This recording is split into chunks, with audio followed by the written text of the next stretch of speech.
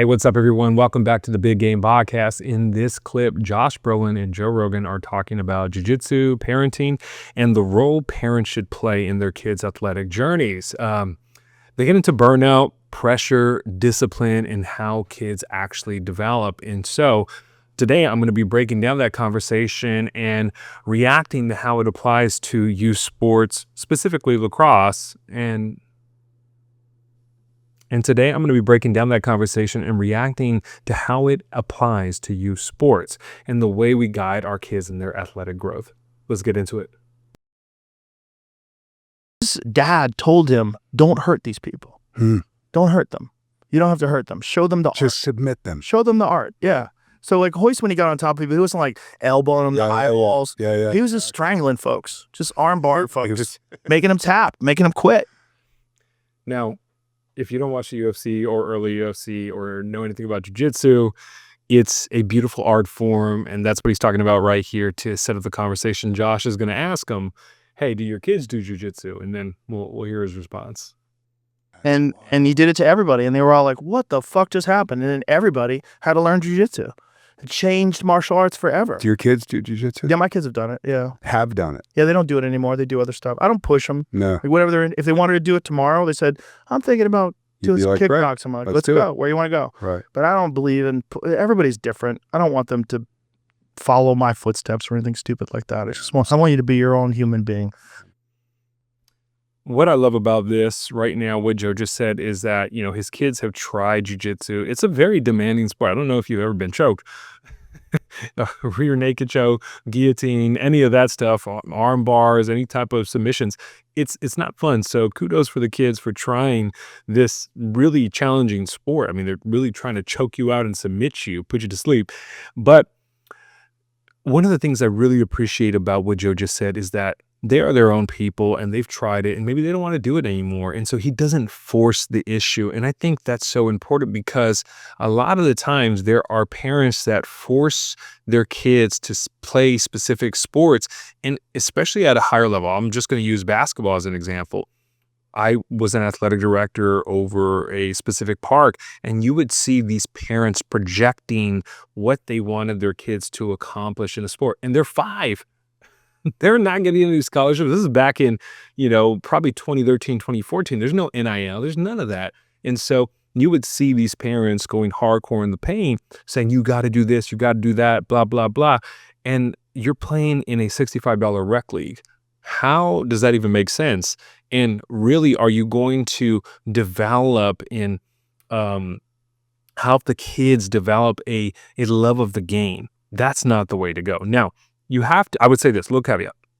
You have to look at each individual kid and see what their mannerisms are, what their character is like.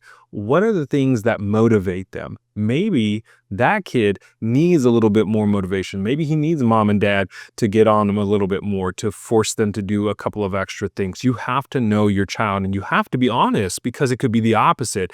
If they're not really showing interest in this sport, or maybe they don't really have a love of it yet, you could definitely push them too far. And then they're going to end up hating the sport later on, or not even hating it, but just not participating in it. And all that money that you spent on club and all that time and energy and effort that you put could have been put into something else, I think one of the best things that parents can do when they are getting their kids into sports is, especially early on, I'm talking about before the age of 12, allow them to try whatever sport they want.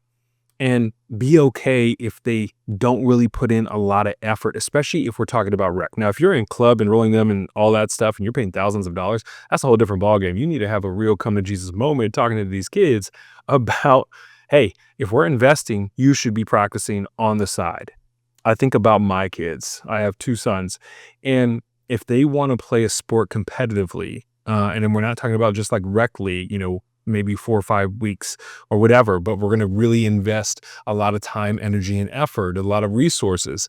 We need to have a conversation about what our effort's going to look like if they really want this. what the day's going to look like, what the weeks are going to look like, what the months are going to look like, the sacrifices that are going to come with it.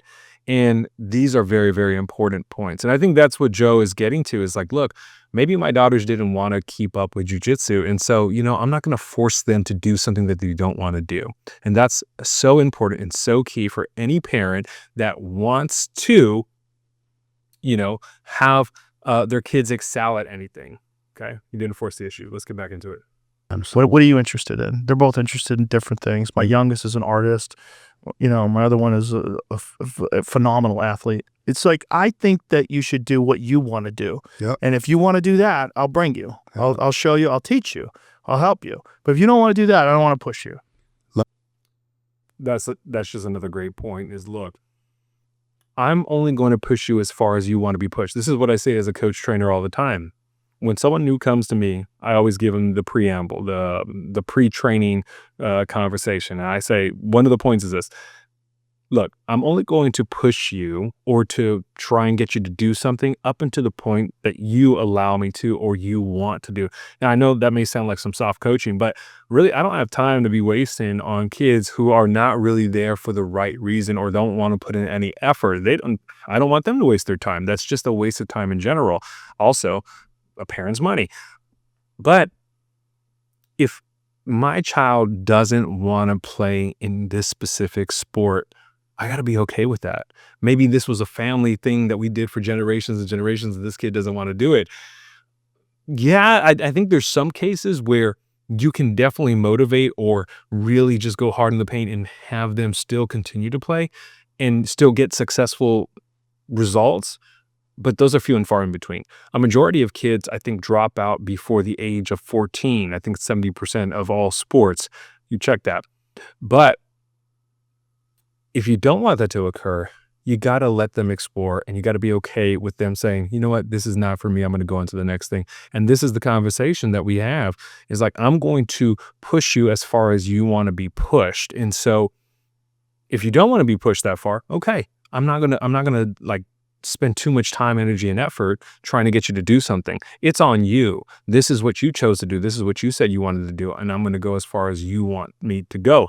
So that's the right perspective. Now, if you want to go there, if you want to see the best results, if you want to get the most out of your training, your practices, all that stuff, yeah, let's go. I'm here for you. I will be there to support you through the whole process, to put a foot in your butt, metaphorically speaking, if you need that as well. So I think this is a great perspective, and I wish more parents would have it. Let me be a good parent and celebrate what my kid is, not what I. There's so many different kinds of things you could be interested in life, and everyone has a different psychology. So everyone has different things they gravitate towards. It's just like, what is the thing? Is it music? Is it art? Is it your writing? What do you like to do? Find that thing, chase it down. How many kids do you have? I have three. I have a grown, she's 28, and I have a 16 to 14. Yeah. I feel like you've got to do what compels you, what drives you. And part of it as a parent is like, there's so many stories of parents, particularly with like talented athletes, that were too hard on the kid and put too much discipline on the kid, and the kid's burned out. Yeah. I could testify about that. Not for my own self. My mom really didn't even care what sport I played, but there are so many kids that I've encountered over the years through being an athletic director, through coaching, high school, coaching club, and then now training, where parents just push these kids too hard. And they were athletic. They had like real potential to excel at whatever sport they were playing. But because of the additional pressure that wasn't necessary at an earlier age for most, again, there are those exceptions, they didn't even want to play the sport anymore. It was just too much too early. You got to let that love for the game develop and cultivate inside these young players. And you got to then, okay, assess. I see John, he's working, he's doing the things on his own. I don't got to tell him, okay, let me see if he wants me to come and help him. Because a lot of the times we just assert ourselves into these situations where our kids are developing athletically and we're like, you got to do this, you got to do this, you got to do that, blah, blah, blah. But we didn't even establish a relationship of whether or not I can give him coaching advice. And a lot of the times that is the biggest problem, is that we didn't do the pre-work as parents, as coaches, mostly as parents, to give them, an opportunity to say if they want our help. right? And that's where a lot of the downfall comes too, is that now we get into these positions where our kids are really developing. You see this athleticism, like really cultivating, really cooking up. You're like, oh my gosh, maybe, John was like 5'7" last summer. Now he's like 6'4", got some muscle, whatever. And you're like, okay, time to go to work, time to put in this thing. But does John want that? I don't know. That's what he's talking about right here. Let's get back to it. I've seen so many cases of that. Yeah. With these That sideline or that Asian mentality. You just fucking Not here, but you there. kill the joy. Kill the joy. You know what Hoyce Gracie's dad used to do? If he lost a Really quick, speaking about killing the joy, if you are getting criticism, whether it's constructive or deconstructive, from your coaches, from other players, and then from your parents, you have 3 sources of criticism or coaching. I mean, like, you're killing my joy a lot of the times. I don't need to hear it from all 3 sectors. I just need to hear from maybe 1 or 2 from other players. I'm going to get some criticism, maybe from my teammates, also obviously from my coaches. And if you're wondering like, well, my coach doesn't do a good job. Well, you need to do a better job at selecting these coaches. You need to do a better job of selecting these programs. Your job as a parent is to put your child in the best positions to win. And so if that's not the program that's going to do that, to give them good feedback and good coaching, don't put them in. You got to watch. It's harder, to do than what I just said. It's easier said than done, right? But it is an essential step for any parent who's looking out for the joy, as Joe talks about, for this athlete. And you don't want to kill that. You don't want to be the one that snuffs out their fire too early, right? They might be there later on, but they're not there yet. And so you have to really, look at your child. Let's see what else he has to say. competition, he would buy him a present. Because what was the psychology? Because they're always going to want to win. Meaning the effort, he bought the present for the effort? No, or it's like, it doesn't matter. It doesn't matter. Like, here, you have a toy. Here's a gift. Here's a thing. Like, it's like, this is just growth. It's just development. Hoyce's dad, Ilio.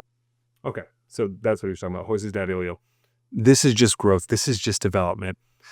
A lot of the times in the club space, because that's what I primarily train kids in, lacrosse club, I always tell them that these club games really don't matter. They really don't, unless you're going to get a direct scholarship from them, unless it's like a specific showcase that's actually good and the coaches that of the schools you want to go to are there. A lot of these club games, they do not matter. You are not going to remember the score of the third game on the second day 2 months from now. You're not going to remember that. And so it's so important to keep that in mind as we are training and going through this whole process, is that we need to know what is going to have long-term impact and then no impact at all. And I think if you have that perspective, you're going to be in a far better place later on. So I love that perspective that Helio had, is like, look, it's just development, it's just effort, it's just working on those things. Let's get back into it. Felt like you live the same life over and over and over again until you get it right. He subscribed to that, like, ancient Eastern philosophy of reincarnation. He really believed you live the same life over and over and until you get it right.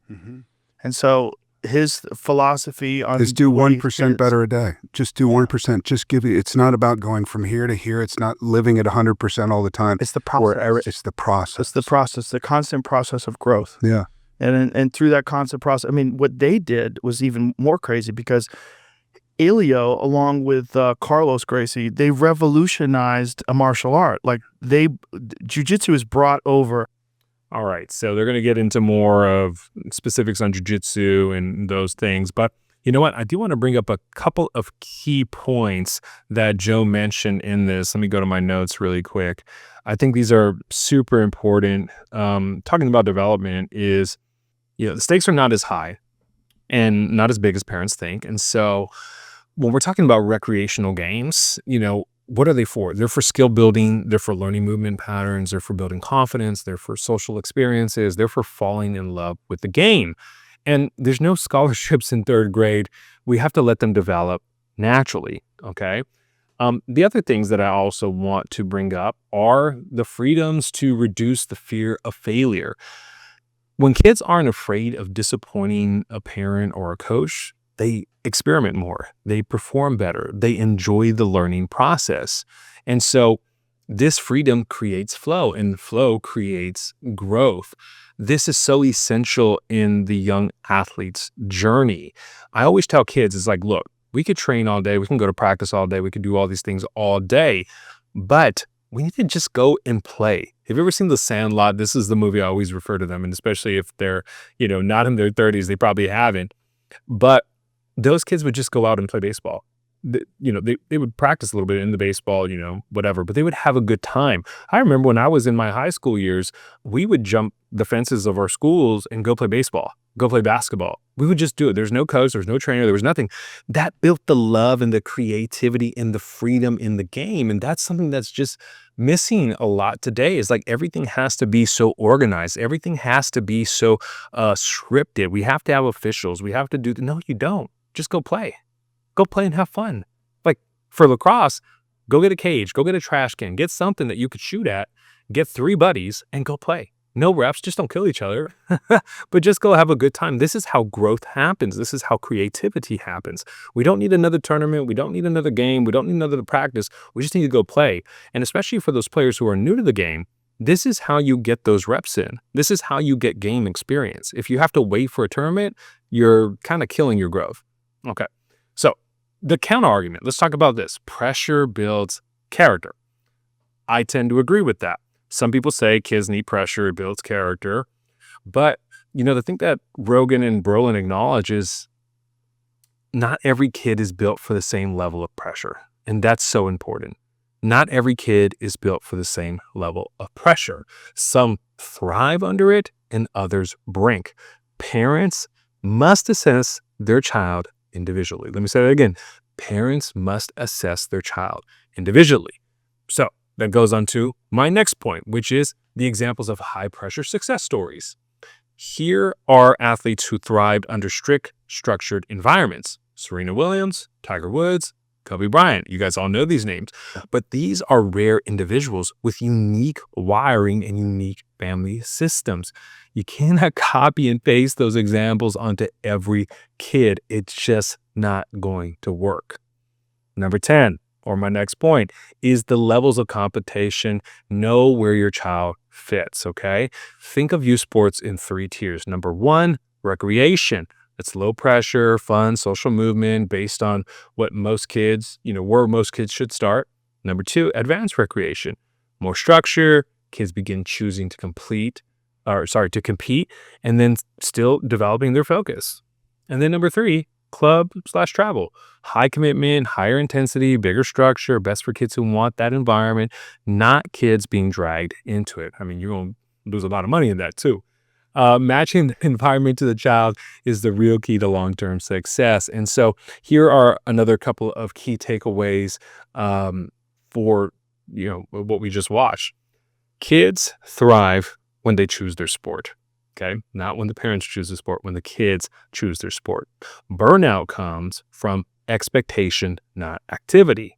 And then too much discipline too early kills the joy. And we would choose development over competition in earlier years.